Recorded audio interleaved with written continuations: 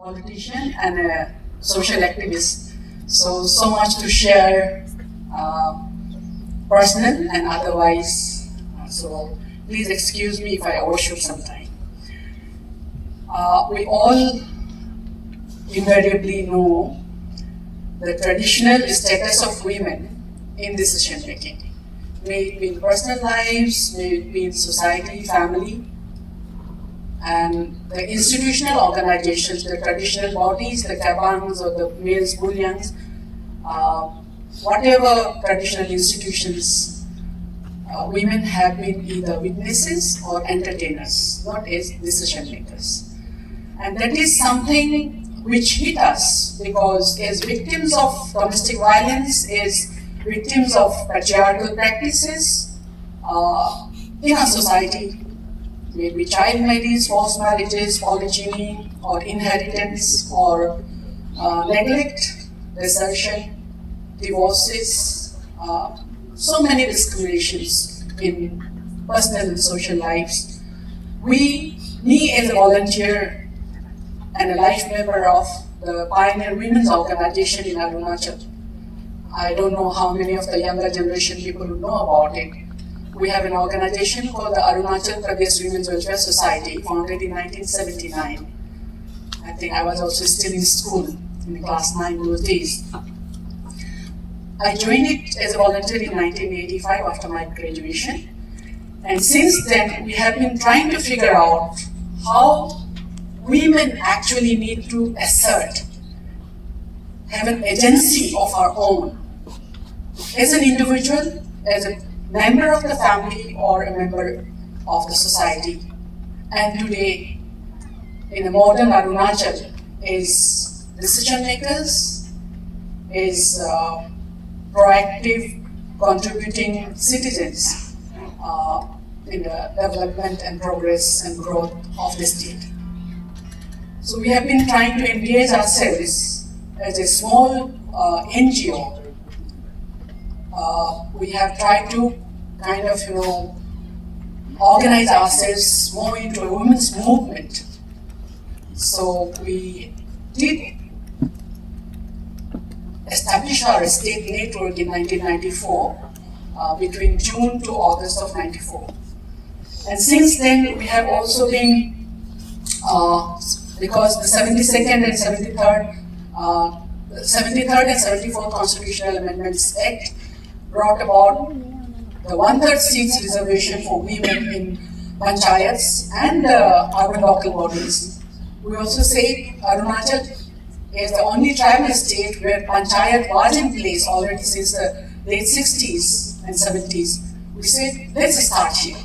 So we started advocating and lobbying for the implementation of the 73rd Constitutional Amendment Act in Arunachal under the banner of the APWWS. It did hit lots of roadblocks, but after the committee headed by former Minister Sir R.K. Creamier, we did get the clearance, and in the first post-73rd Amendment election of 2003, Arunachal saw a big number of women in panchayat, the elected women representatives in panchayat. The reservation was for 33.3, but the first election saw 38.5%. And it was absolutely kind of, exciting for us. Unfortunately, it came down to 38% in the second election, and the present existing body, I think we have just 35%. So the girls and men folk who are in support of more leadership of women in grassroots politics or governance or the state assembly, we need to work harder, because reservation doesn't mean that we have to restrict ourselves to 33.3. It has to go up. And in fact, out of 28 states, 20 states have already raised the reservation from 33.3. They have given to 50%, and they are doing very well. And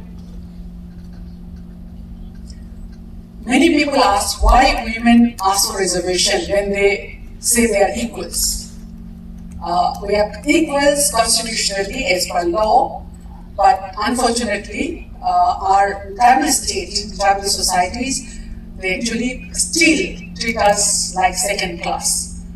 The latest incident of a man, a husband, trying to kill his wife and throw her into the river down the hill shows how women are actually regarded. We talk big about women being worshipped and given so much of visibility and mobility, but those are under compulsive circumstances. But when it comes to political leadership or representation or their participation, women in Arunachal are very visible as mobilizers, as organizers, especially in the political parties, as women wing members. Unfortunately, they are never treated as leaders. I myself have had experience of being the General Secretary of an All India political party, where I realized in all the northeast states, including Sikkim, women wing was just another organization where women office bearers mobilized women voters for the male representatives. They have never been treated as capable, potential women who are capable of becoming leaders, for being nominated by political parties to contest elections and becoming people's representatives. Oh yeah, we have Honorable MLAs, Madam Shirin Lamu from Rumla and Madam Chakarao from Konsa, and the two others, Madam Virchi and Madam Dasangupul Nochia. But thank you so much, ma'am, for being here, and my apologies. So, that way, we also come to the realization that we have to really kind of work harder. Many people ask me, why did you leave the political party that you had worked, your ass off, sorry about the language, but for 15 years and then you contested from a different party. That's also basically, when I did that, it was an assertion. You cannot take women for granted. Women also have aspirations, they have potentials which need to be tapped.